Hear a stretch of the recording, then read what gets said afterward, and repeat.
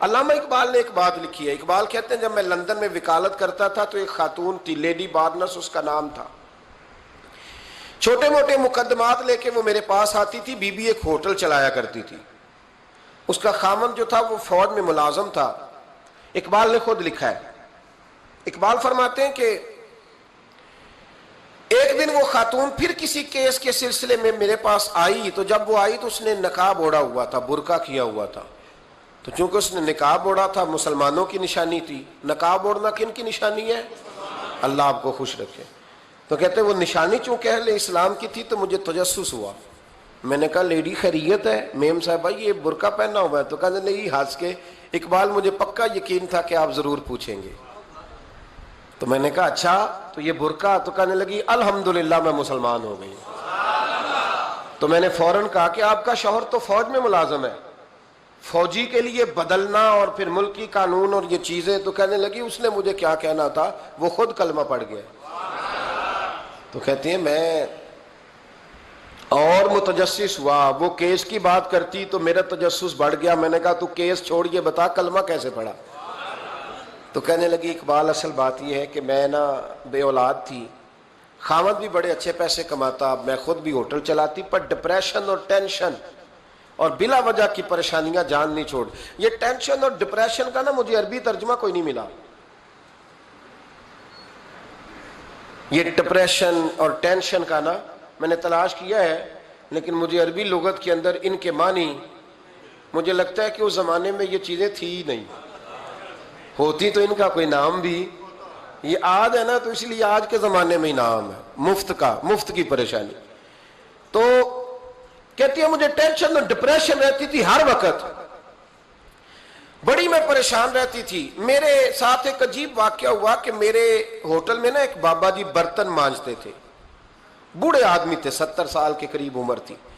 ان کا ایک بیٹا تھا, ایک بہو تھی, ایک پوتا تھا, لیکن وہ بیچارے بیٹا بیمار رہتا تھا تو لہٰذا وہ خود مزدوری کرتے.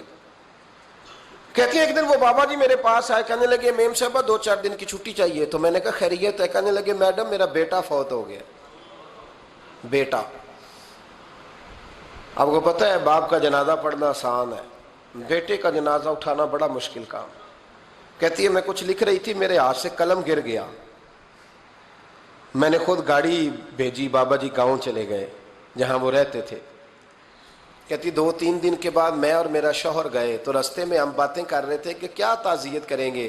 ایک ہی بیٹا تھا, کوئی رشتہ دار بھی نہیں, تو اس کی تو کائنات اجڑ گئی, کن لفظوں سے اسے تعزیت کیا کہیں گے. کہتے جب ہم گئے تو وہ ٹوٹی ہوئی چٹائی پہ بیٹھا تھا, کچھ لوگ قریب تھے. ہم نے جا کے کہا بابا آپ مسلمان ہیں, ہم آپ کو کیا نصیحت کریں, ایک ہی بیٹا تھا, کہ کس طرح کر کے ہم آپ کو تسلی دیں. تو کہتے اس نے آنکھیں کھولی, بوڑھی آنکھوں میں ایمان کی روشنی. کہنے لگا بی بی کیا تعزیت کی بات کرتی ہو, میں نے کوئی پیسے جمع کرا کے بیٹا لیا تھا, خدا نے فضل سے دیا تھا, عدل سے لے گیا ہے. میں اپنے رب کے فیصلوں میں بڑا راضی ہوں, اللہ بڑا کریم ہے, وہ لے گیا, اس کا مال تھا. آپ یقین کریں ہمارے دیہاتی لوگ یہ کہا کرتے تھے, میں نے کانوں سے سنا ہے.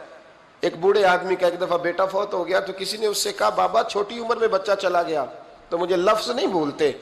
کہنے لگے پتر اللہ دی فصل ہے, کچی وڈے تاویں ہو دیے. سنے آپ نے بھی کبھی یہ فکرہ, کچی وڈے تے پکی لے گئے تے تاویں ہے جو ہو دی. تو جب اس کا جی چاہا وہ لے گیا. اللہ اکبر. وہ خاتون کہتی ہے کہ وہ بابا جی سے میں نے کہا کہ چلو آپ 1 مہینے کی چھٹی کر لے. تو کہنے لگا نہیں میڈم میں مسلمان ہوں, مفت کی روٹی نہیں کھاتا, مزدوری کر کے کھاتا ہوں, میں انشاءاللہ 2-3 دن کے بعد کام پہ آ جاؤں گا. کہتے ہیں وہ چند دنوں کے بعد آ گیا. اللہ کی قدرت کے ابھی 2-3 ماہ گزرے تھے, پھر آیا. میڈم چھٹی چاہیے کچھ دنوں کی. میں نے کہا خیریت ہے؟ کہنے لگے وہ میری بہو بھی ہارٹ اٹیک سے فوت ہو گئی. کہتے اب میں بھی تڑپ گئی اور عیسائی ہو کہ میری آنکھوں میں آنسو آ گئے. میں نے کہا گھر کا دروازہ بند ہو گیا, اب یہ بیچارہ کیا کرے گا. وہ اپنے شوہر کے غم میں ہارٹ اٹیک سے فوت ہو گئی. کہتے ہم پھر 2-3 دن کے بعد تعزیت کے لیے گئے, پھر ٹوٹی ہوئی چٹائی, بوڑھا نہ اپنی انگلیوں سے زمین پر کچھ بنا رہا.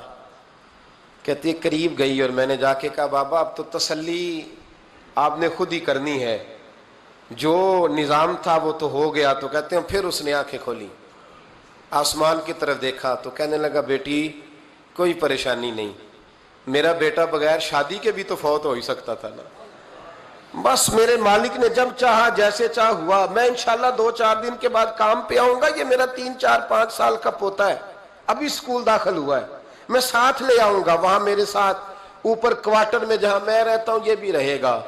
کہتی ہے میں سختے میں آ گئی اس کی کیفیت دیکھ کے، وہ پوتے کو ساتھ لے آیا۔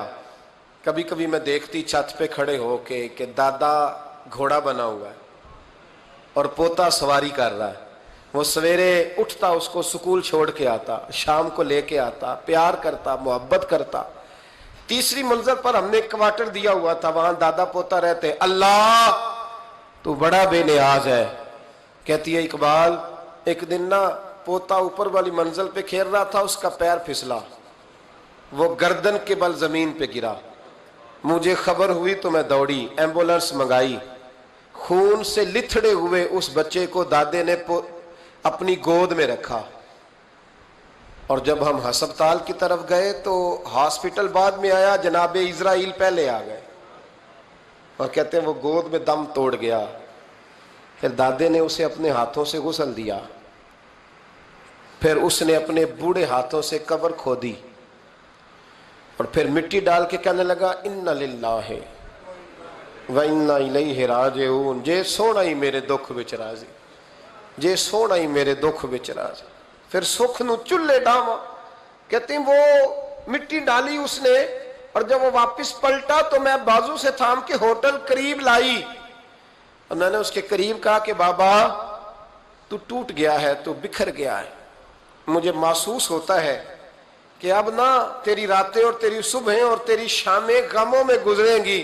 تو کہتے ہیں یوں اس نے ہاتھ رکھے اور یوں آنسو چھٹک دیے، کہنے لگا میڈم کیوں میرے اندر کوئی عقیدہ نہیں، میں کوئی لوارث ہوں، میرا کوئی رب نہیں، میں کیوں پریشان رہوں گا، میں تو پکا ہوا پھل ہوں، تھوڑے دن گزریں گے قبر میں جاؤں گا، اور جب جنت میں جاؤں گا تو اللہ میری بیٹے سے بھی ملاقات کرائے گا، میرے پوتے سے بھی ملاقات کرائے گا، میرا رب ساری ملاقاتیں کرا دے گا، میں اپنے اللہ کی رضا پہ بڑا راضی ہوں۔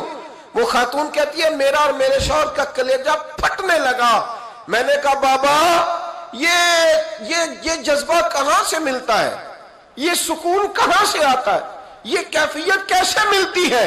مجھے کہنے لگا تو نے لینی ہے؟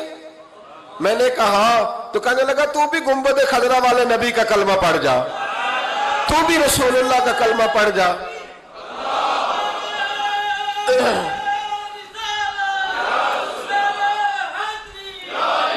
میرے محبوب کا کلمہ پڑھ، اللہ تجھے سکون عطا کرے گا۔